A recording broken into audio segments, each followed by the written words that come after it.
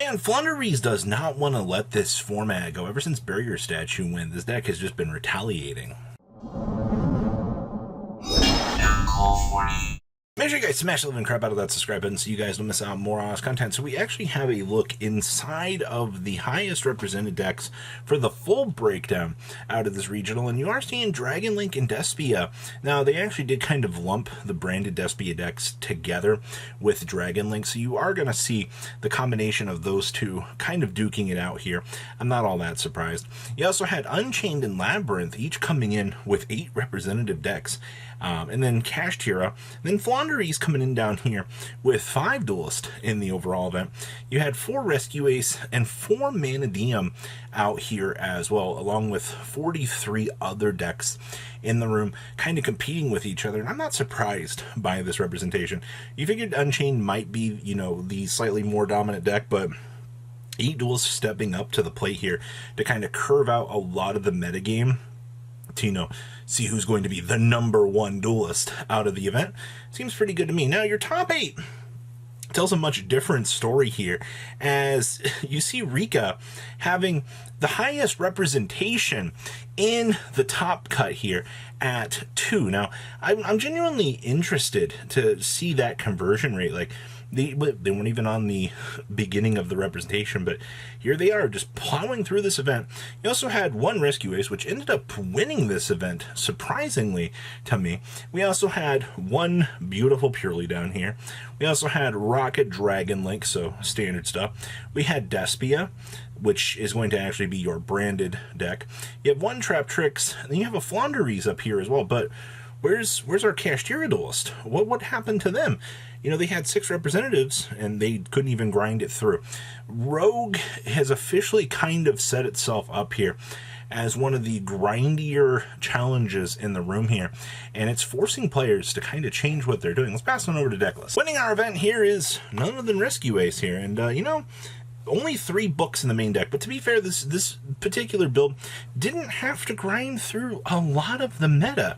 You know, it had to sit through a lot of the more rogue choices that are in the room, and that kind of gives this deck a little bit more of an advantage. You know, if you just have to grind through all of the rogue that's there, then this deck should have a very easy time at doing that. I mean, setting 4 is going to handle a majority of the things that you're going to run into that might be, you know, issues. I will say some of the slightly more interesting things that are here. We are playing the Triple Phantasme, which kind of gives the deck a little bit more grinding room than you really want here. You give Exceed Encores and Super Polys in the main deck as well. So you have essentially everything that you want, you know, chalked up into one deck for you. So clap for it. I actually was genuinely impressed with this.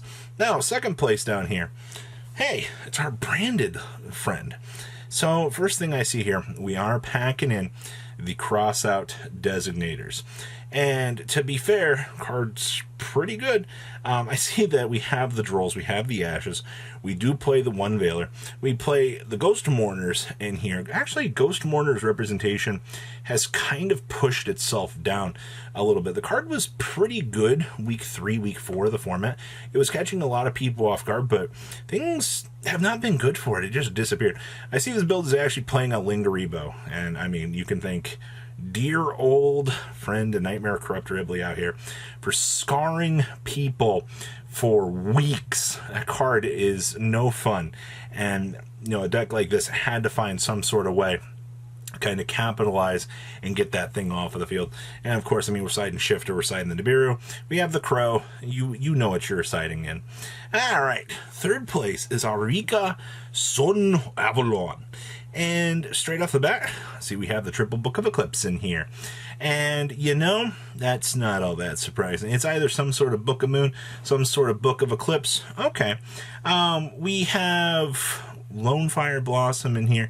We have Pankratops. I will say the one Lone Fire has always been a very cute addition to all these little plant decks. I remember back in the day when we played 3 of those things. We also have Pankratops, which, once again, I bring up. It's not really something you tend to see all that much. Pankratops is more of a side deck push, if anything, but people just aren't really opting for it anymore. And of course, we have triple Book of Moon down there in the side deck as well. And you know what? Pretty straightforward, honestly. Most of the things that you want to see are all present. This deck tributes and just laughs at the opponent. Okay, good stuff. Fourth place. Ah, boy. Dragon Link.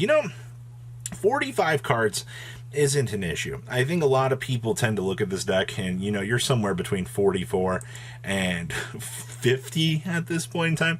There's no, real set ratio anymore in terms of this. We're playing the Chaos Emperor Armageddon, actually. I didn't even see that. To be fair, I'm so used to seeing the one of Gamma floating around in this deck anymore with the red eyes to dump it, at least dump the driver at this point in time, that I see something that's a little bit more old school here. I'm like, whew. Okay, so I see we're doing the thrust with the Destructive Daruma Cannon, with the Eradicator, and the Dimensional Barrier. Those are all pretty standard, I feel like, at this point. I don't see anything else too crazy. One of the biggest things you need to understand when it comes to the development of this deck is, as long as you can do dragon stuff, as long as you can get the most basic dragon field set up, you're off to the races. It's easy. Hi, Purely. How are you? Okay, so we are playing triple Book of Moon in this. To be fair, I've been spoiled out of more recent developments where we've tended to see that, Book of Eclipse is kind of a cute little thing that you can do in this. You just decide, hey, am I going to play 4 books? Are we going to bring Crossout Designators to the party? I do like Crossout Designator a lot in this deck, whether or not it be in the side or the main.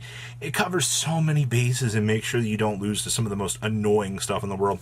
But this build actually plays the summon limit down here, which we've seen the summon limit kind of start to show up a little bit. It's one of those cards that is used to outgrind the opponent. You set up your big cat, you fill up the summon limit, your opponent's now, screwed, effectively, to not get the chance to play the game. And then, of course, double Zeus. Yeah, I don't see anything else. Looking at this, Purely has been pretty straightforward. I mean, the Veilers instead of Imperms is actually kind of cute. I like that. Next up here, we have Trap Tricks. And, we've gone a little bit a step further than what we're typically used to seeing out here with the standard builds. You're only playing one evenly matched in the main deck this time. Okay, you know what? It's okay. We're allowed to get a little bit saucy out here. There's absolutely nothing wrong with innovation, all right? But, we're a little bit more expensive than the standard structure deck. We have triple Fenrir in here. We have, the Pot of Prosperities. We have the 1 Talents in here. This build is a little bit more teched out versus some of the things that you're really not so used to seeing.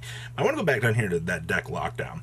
Deck Lockdown stopping both of you from special summoning from the deck is absurd. And it is such a powerhouse card. Trust me, I think if more people kind of discover what Deck Lockdown is actually capable of, you might actually be in for a ride out here.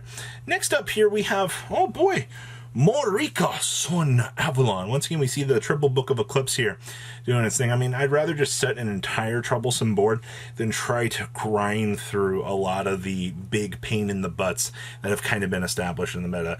It's the easier method of doing things. Hand traps are just ashes and imperms, and then, obviously chuck in, the Book of Eclipses. Now, do keep in mind, I mean, from the 3rd place to the top 8, the real difference was Pinkertops. Honestly, it's the special summon. I also see that this build is playing Lancias in here. So if your opponent's trying to get super cute, with some of our not favorite fun cards in the whole wide world, causing macro Cosmo effects to be triggered, just go ahead and fire the Lancia and try to play the game, at the point that you need to. It's actually pretty easy for that. Outside of that, once again, you've got a lot of the things that have been kind of explored out here with this. It's nice to still see that this deck is doing good. And our last list out of this regional is Flaunderies. They're playing Snow. Holy moly. I see that we're playing 2 Fossil Dyna Pachycephalo down there in the side deck as well. So, I mean, you get all these additional normals. Just go ahead and dedicate an actual normal summon to a Fossil Dyna Floodgate. Oh, your opponent's going to go ahead and Book of Moon it? Well, sometimes that just happens. But let's be honest here. If you're putting up an end pen next to a Fossil Dyna, it might be a little bit threatening, actually. I think your opponent might not actually have a good time out here. So that is everything that we have out of this regional. I like the variants. It's actually kind of nice. So please, leave a comment down below. Tell me what you guys think. I'll see your beautiful faces back here later in the day, guys. Peace out. Patrons, thank you.